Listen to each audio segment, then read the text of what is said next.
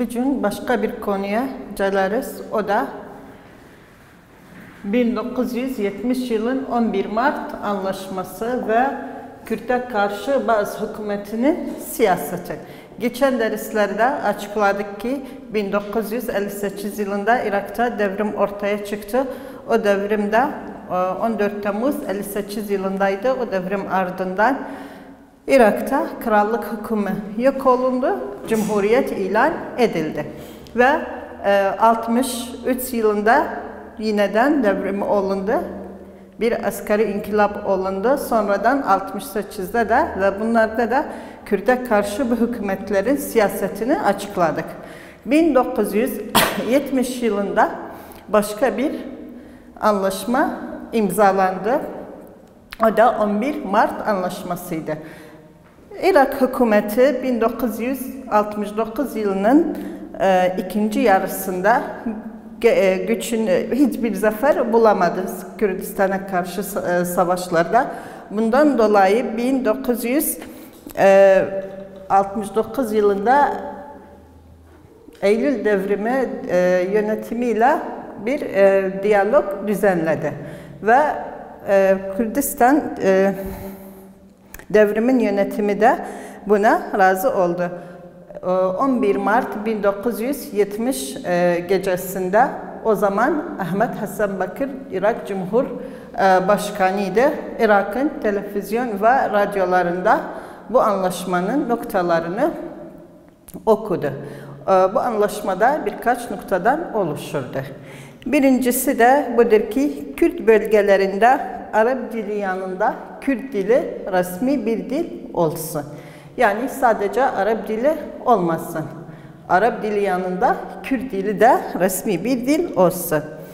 Kürt de hükümette ortaktır. Yani hükümet işlerine Kürt'ün de hakkı var bu işlere katılsın.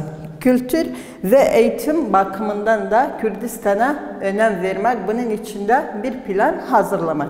Yani Kürdistan'da eğitim, kültür yönlerine önem verilmek ve geliştirmek, onu da bir plana göre yapsınlar. Bir bölgenin çoğunluğu Kürt olursa olur, o bölgede mamurlar da Kürtlerden oluşsunlar. Yani devletin müesseselerinde, Kürt bölgelerinde mamurların Kürt olması gerekir. Ve hükümet de Kürt milletinin örgüt kurmaya yardım etti. Örneğin gençler, öğretmen, kadın ve öğrenci örgütleri kurabilirler. Aynı zamanda da Irak örgütlerinde de üye olabilirler. Ve Kürdistan'a sosyal ve ekonomi bakımından da önem vermek, yani sosyal müesseseleri yapmak, inşa etmek ve fabrikalar Kürt bölgelerinde de kurmak. Kürt ve Arapları da köylerine döndürmek. Yani bazı köylerin kökleri Kürt'tü ama Arapları onların yerinde yerleştirilmişti. Ve tam tersi de Kürtleri de öz yerlerinden göç ettirmişler. Araplar köyüne zorla.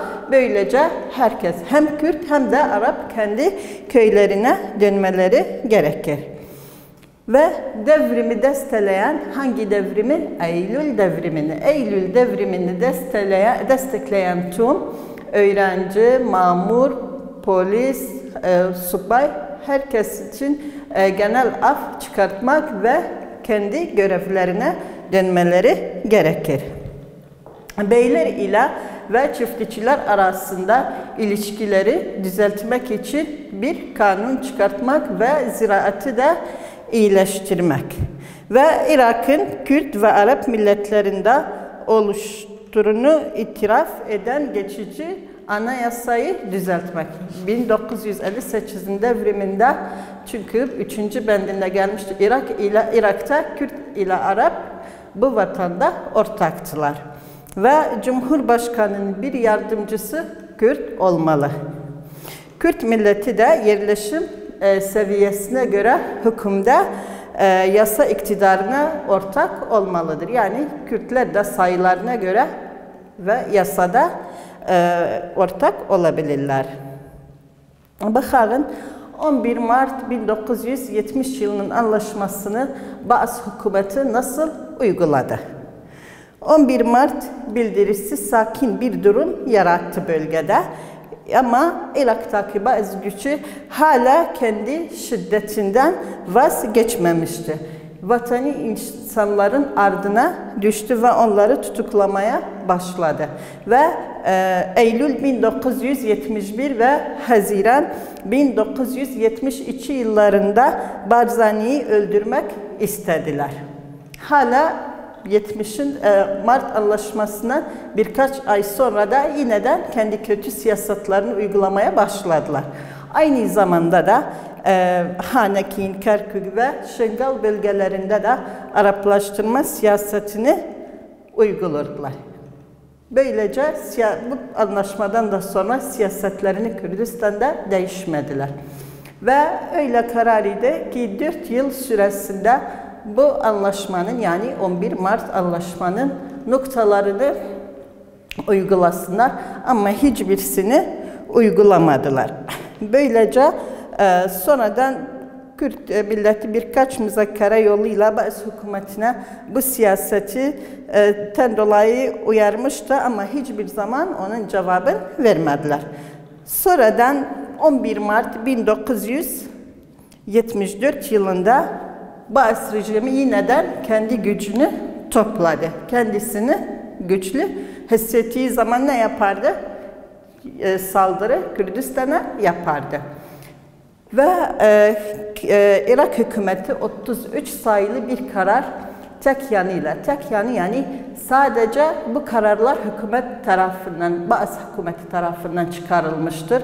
Kürt'le hiçbir oturmak yapmamıştı, anlaşma imzalamamıştı. Bu kararlara göre otonomi yasasını Kürdistan bölgesi için çıkarttı.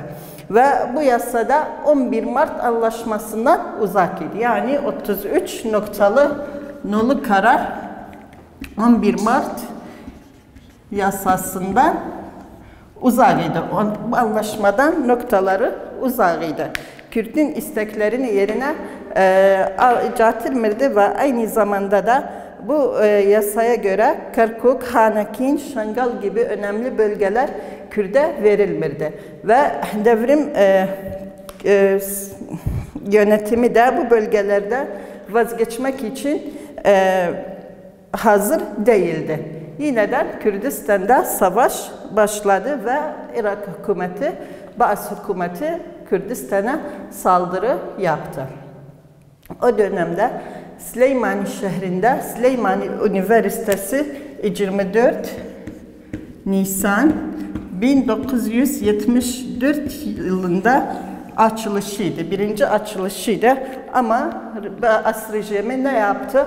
Bu şehri uçakla ve fosfori yasaklanan silahlarla bu şehri vurdu. Bunun ardından 162 kişi şehit oldu ve 250 kişiden de fazla yaralandı ve birkaç ev ve genel yerler, ticari yerler de veren oldu. Bu da Baas'ın siyasetiydi Kürdistan'a karşı 11 Mart Anlaşması'ndan sonra ve bu siyasetten dolayı sonradan hiçbir zafer ele almadı. İran Şahı'yla kalktı ne yaptı? 1975 anlaşmasını imzaladı. Bu anlaşmada 6 Mart 1975 yılındaydı.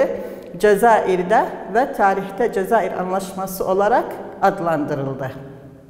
Bu anlaşmanın da en önemli noktaları bir de Irak ile İran arasında bir bölge sınırı protokolünü düzeltmek, yani sınırı belirlediler, kuru sınırı. İkincisi ise de Irak ile İran arasında su sınırını belirleme protokolü ve bu iki protokole göre Irak kendi bir kısım toprak ve sulardan, Şatıl Arap'tan ve Körfez'den İran için vazgeçti. Bu vazgeçmenin de sebebi neydi? Sebebi de İran'ın devrimcilere yardım etmemesi için bunları yaptı. Yani iki ülke arasındaki bu anlaşma sadece devrimcilerin devrimine engel olmak için yaptı. Ve bu anlaşmanı yaptıkları zaman uluslararası planları sonucu devrim sonra yönetimi faaliyetlerini durdurdu. Durdurma sebebi de buydu ki daha fazla Kürt milleti zarar olmamaları için bunu yaptı. Ve böylece Eylül devriminin neksesini veya çöküşünün en önemli sebepleri budur. Birincisi ki Irak ile İran arasındaki 1975 yılının El Cezayir Anlaşması Kürdistan milleti için uluslararası bir planıydı. Yani uluslar arasında bu plan yapıldı Kürt devriminin yok olması için. İkincisi ise Irak hükümetini o dönemde büyük ülkeler desteklerdi. Örneğin Amerika, Sovyet Birliği, Fransa, İngiltere. Üçüncü sebep ise ki Eylül devriminin neksesi mali bakımından bazı hükümeti güçlüydü. Petrolün parasıyla kendi ordusunu güçlüydü. Ve dördüncüsü on binlerce aile kurtarılan bölgelerde yerleştirildiler. Bu ailelerde devrim gücü için bir ağırlık idi. Bunlar da sardırmak için kullandı. Yani hem İran hem de Irak hükümeti bu oturanları kendi çıkarları için orada sınırda kullanırdılar. Sonra da bakalım 1975 yılından sonra Baas hükümeti Güney Kürdistan'da neler yaptı? Belliydi ki 1975 yılından sonra Eylül devrimi durduruldu. Bakalım Baas hükümeti neler yaptı Kürdistan'da? Sürekli Eylül devriminin neksesinden sonra Baas hükümeti milliyetçilerin ardına düştü ve Kürdistan'da şiddet ve zorunluluk siyasetini daha da fazla kullandı. Ve birkaç şekildeydi. Birincisi Araplaştırma. Araplaştırma nedir? Baas hükümeti Kürtleri kendi yerlerinden çıkardırdı zorla, onların yerine Arapları yerleştirirdi. Böylece Kürt bölgelerinin demografi oluşumunu değiştirirdi. Yani Kürt bölgelerinde Arapların sayısının artmasına neden oldu.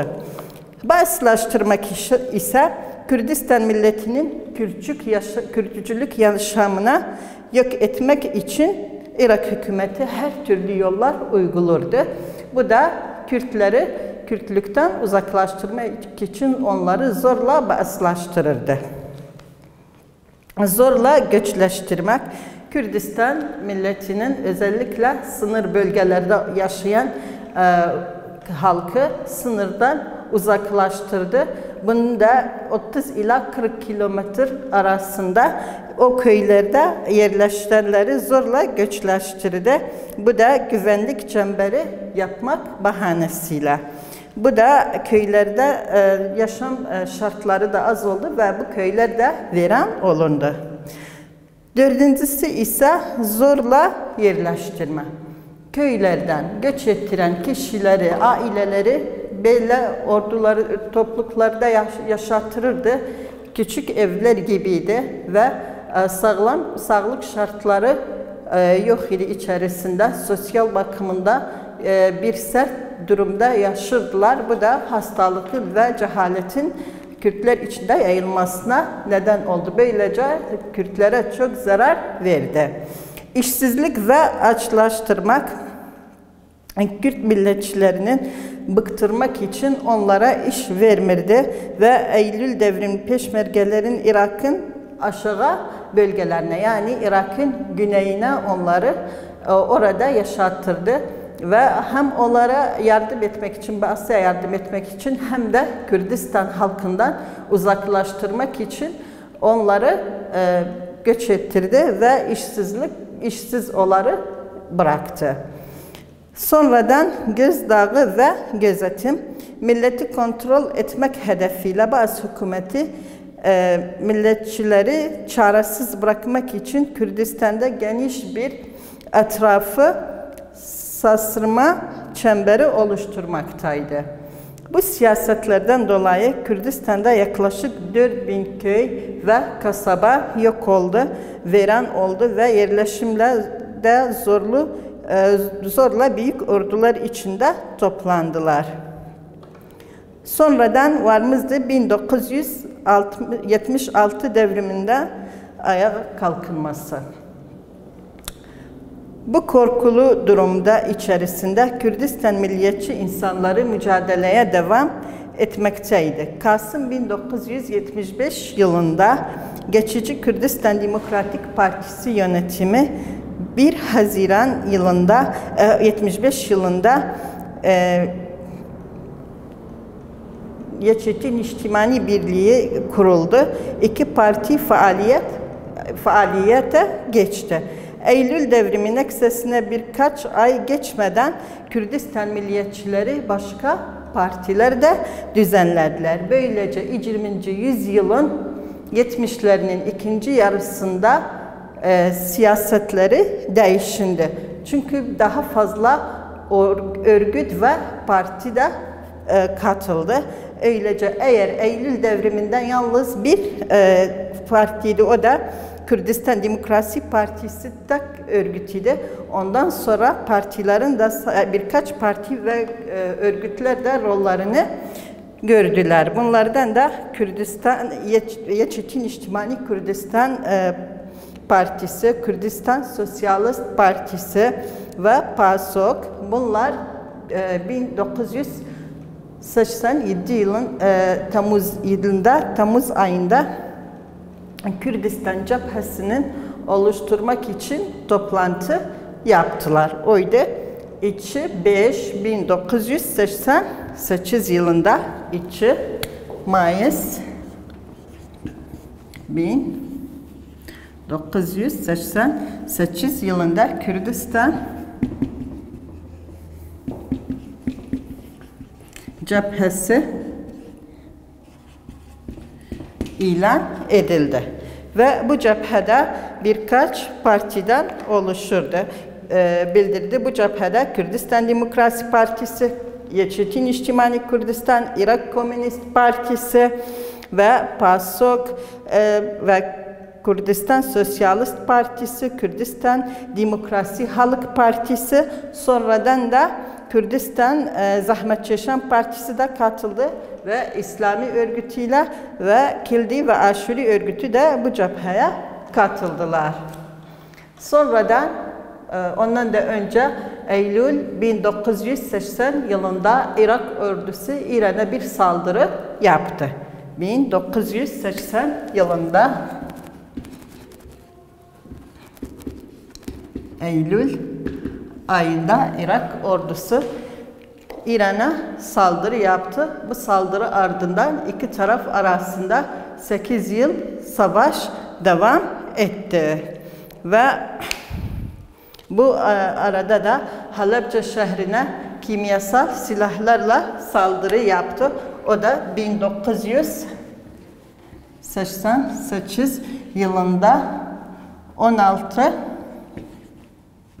Mart 1988 yılında Halepçe şehrine kimyasal silahlarla saldırı yaptı. Bu saldırı ardından 5000 kişi öldü ve 10 binlerce kişi de yaralandı. Bakağın başka bir operasyonu var. O da Siyah Anfal operasyonudur. Irak-İran Savaşı 1988 yılında sona erdi. Bu savaşın sona erdikten sonra Irak rejimi eli boş kaldı. Kürt ve Kürt'ün hareketini yok etmek için hazırlandı. Öylece Anfal operasyonuna başladı.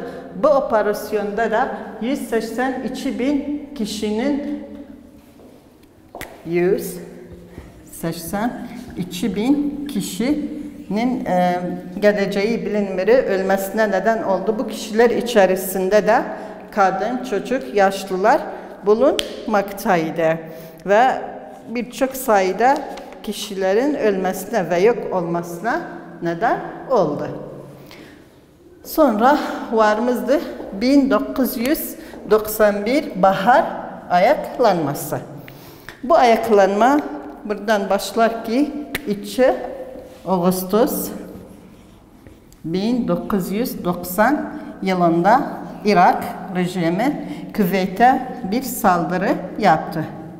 Küveyt'te bir saldırı yaptı. Ve anlaşmayla, diyalogda Küveyt'ten ordusunu çıkarmadı. Bu da müttefiklerin Irak'a saldırı yapmasına neden oldu. Müttefikler de Amerika Birleşik Devletleri, İngiltere, Fransa, İtalya 30 ülke gücünü topladı. Irak'a saldırı yaptılar. Bu saldırıda 1991 yılının başlangıcında gerçekleşti. Ve bu saldırı ardından Irak'ın ordusu zayıflaştı ve yok oldu. Kürdistan halkının da kin ve nefreti patlamasına neden oldu. Öylece 1991 yılında dedik, müttefikler saldırı yaptılar. Bu saldırıda Irak'ın ordusu zayıflandı ve yok oldu. Kürt halkının da kin ve nefretinin patlanmasına neden oldu. Bu yüzden 5 Mart 1991 yılında Kürt ayaklanması yeniden başladı ve Kürdistan'ın cephesinin yardımıyla ve Kürdistan şehrindeki halkın yardımıyla bu ayaklanma ortaya çıktı. Tüm bazı dairelerini tuttular ve birçok bölgeni kurtardılar ve basi olanları da bölgeden kavdılar. Sonradan Irak hükümeti yeniden gücünü topladı. Gücünü topladıktan sonra saldırı yaptı. Bu bölge istina birçok Kürt aileleri evlerini bıraktılar. Bir soğuk, sert hava durumunda dağlara yönlendiler ve şehirleri bıraktılar. Ve Ezmir ve Kore cephelerinde Peşmerge gücü Irak gücünü durdurdu. Sonra da Birleşmiş Milletler 688 nolu kararını çıkarttı. Bu karara göre Irak'ın hükümeti için bir sınır koyuldu. Ve Kürdistan-Irak hükümeti gücü dönmesinden sonra, çünkü dedik ki yeniden Kürdistan'a döndü. 3 Mart ayaklanmasından sonra yeniden hükümet Kürdistan'a döndü. Dönmekten sonra Baaslılar şiddetle ve sert siyasetten vazgeçmediler. Bundan dolayı Kürt halkı da hükümetin tüm müesseselerini çıkarmak zorunda kaldılar. Bazı hükümeti de böyle düşündü. Eğer müesseselerini Kürdistan'dan çekirse burada işler bozulur. Ama onun tam tersi oldu. Hükümetin müesseselerini çektikten sonra Kürdistan halkı ve cephe yardımıyla, Kürdistan cephesi yardımıyla işlerini güzel ve düzenli bir şekilde yaptılar. Oydu 1993 yılında 1993 yılında birinci millet ilk seçimi yaptı. Kürt milleti ilk millet seçimini 1992 yılında seçti ve 4-6-1992 yılında konsey aramızda 4-6-1993'de birinci konsey toplandı. Konsey seçildi ve 4 Temmuz 1992 tarihinde de Kürdistan bölgesi hükümeti ilan edildi. Böylece hükümet kuruldu ve işlerini güzel bir şekilde yürüttüler ama Kürt karşı düşmanlar hep problem yaratmak için çalışmaktaydılar.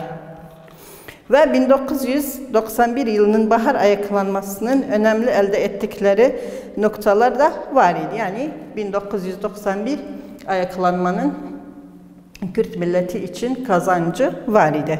Bir ayaklanma Kürt'e karşı şiddet ve sert siyasetinin faydası olmadığını gösterdi. Yani Ba'as rejimi siyaset kullanmasına rağmen ama bu milleti ve Kürdistan cephesini durduramadı.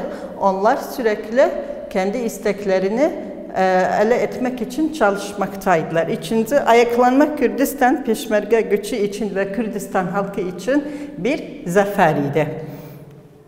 Üçüncüsü ise ayaklanma Kürdistan halkının ve Kürdistan cephesinin moralini yükseltip ve düşmanların da moralini düşürdü.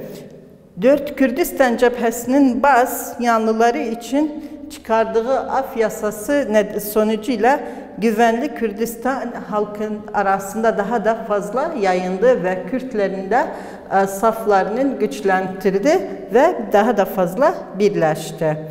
5. Ayaklanma Kürt'ü daha fazla dünya kamuoyuna tanıttı. Öylece Birleşmiş Milletler 688 kararını Kürt'ü korumak için çıkarttı. Ayaklanma rejimin çekilmesinden sonra Kürdistan Cephesi Hükümeti ve Kürdistan Milli Konseyi ve Kürdistan Bölgesi Hükümeti'nin doğmasına neden oldu. Son olarak parlamento ile Kürdistan hükümeti iki demokratik denetimi olarak Kürdistan'da bilindi. Böylece dersimizin sonuna geldik ve kitapta konular da bitti.